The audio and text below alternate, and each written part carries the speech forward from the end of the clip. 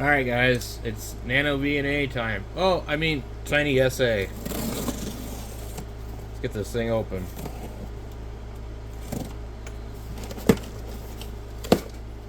It's funny, I've got a fly flying around in the shop here, and every time I try and make a video, it flies around and lands on me. And when they stop, it won't land on me. Uh-oh.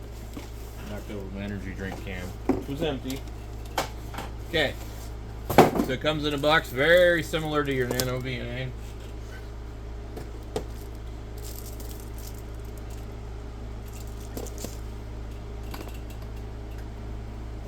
Okay. So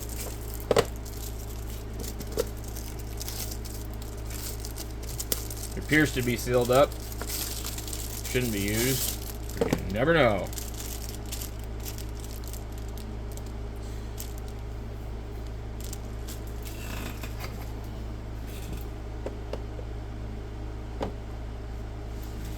Looks like they threw it together in a hurry.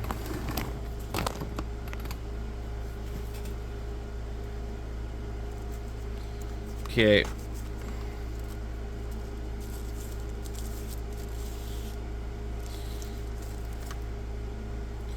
I wish they had actually put like a real screen protector on these. So, I'm not a fan of removing stuff. I like a screen protector. All these other guys, they really, for some reason, enjoy peeling these things off. But like a lot of radios, like HTs, if you just cut the corner off, you have a screen protector. These, not so much the case. But we leave it on there for return purposes, because then if they like try and say something stupid, and you say, well, look, it's brand new, it's still got the plastic on it. So I leave it on until I know I'm going to keep it.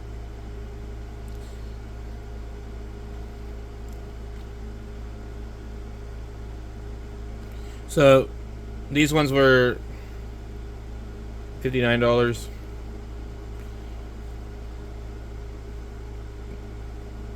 Basically, same housing. We got the 3.1 EL. The date here is 24 something. So this one should be good. I have no idea how to use it. It doesn't come with a manual. It comes with a URL. What do we got here? We got these. You got an antenna, a stylus, a jumper, and a guitar pick, and or as more properly probably called a plectrum, because it's not a guitar pick, but it's similar. I just use my finger. I don't have like super big hands either, but I guess if that works for you, that works for you.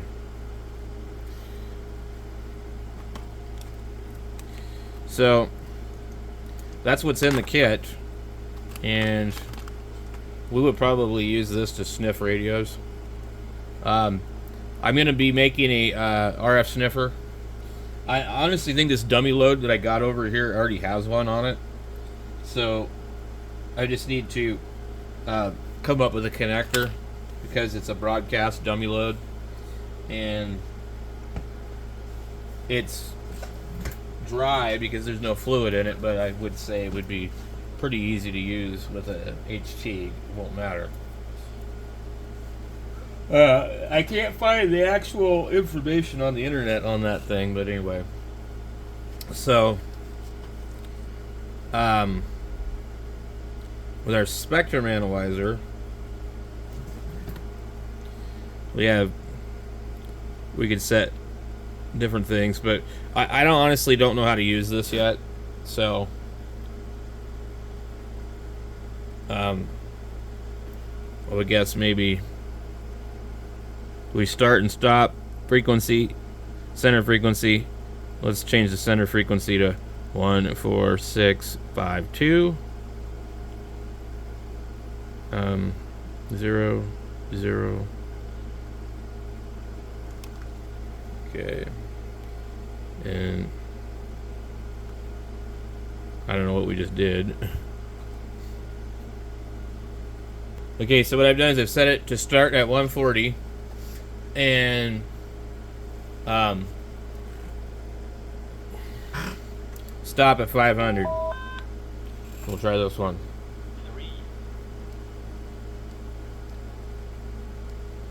You see it right there?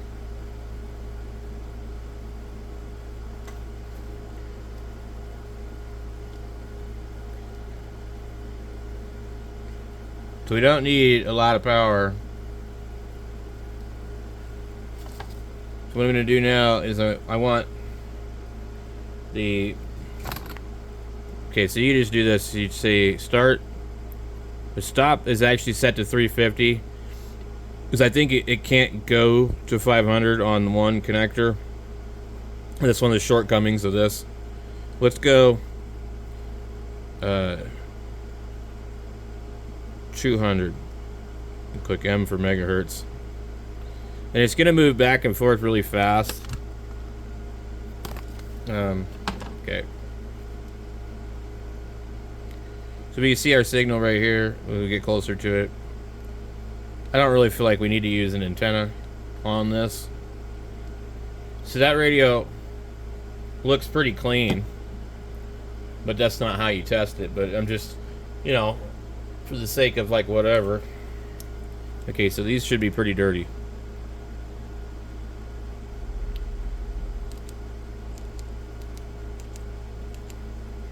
Okay.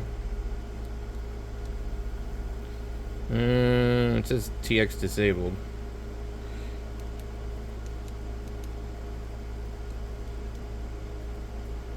So now I gotta go in here. Function. I hate this radio for that. Actually, I'm gonna turn that one off. I got the other one somewhere. It's right here. Okay.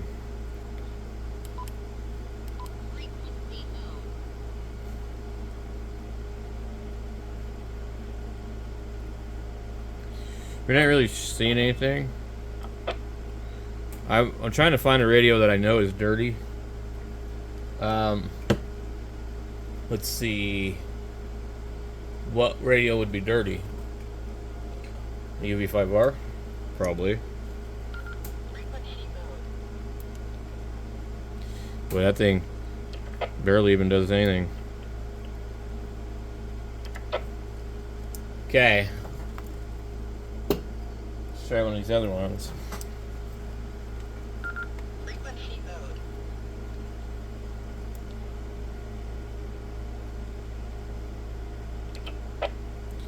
That other radio is really low power. I wonder what's up with that.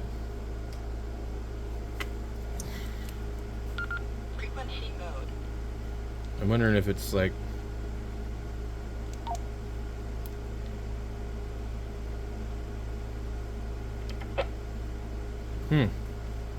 It's barely showing up. So that particular antenna is just bad. We changed the antenna, and now all of a sudden it works. So I don't know what's wrong with it. I'm not a big fan of huge antennas, but I do want them to work, and we can see that there's something wrong with this one. It just like doesn't even want to transmit. So we will take that antenna apart later on. I've had them apart before. Let's try something else real quick. This is kind of neat. I mean, you know, that you can just sit here and do this. Okay.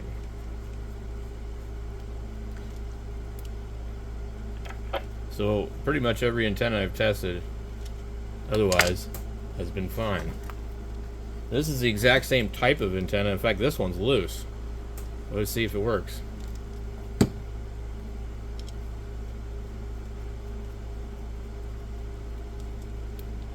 Yeah, So there's something wrong with that other antenna. There's a lot of things I don't think people really check very often, you know. But anyway, we're gonna have to learn how to do some stuff with this.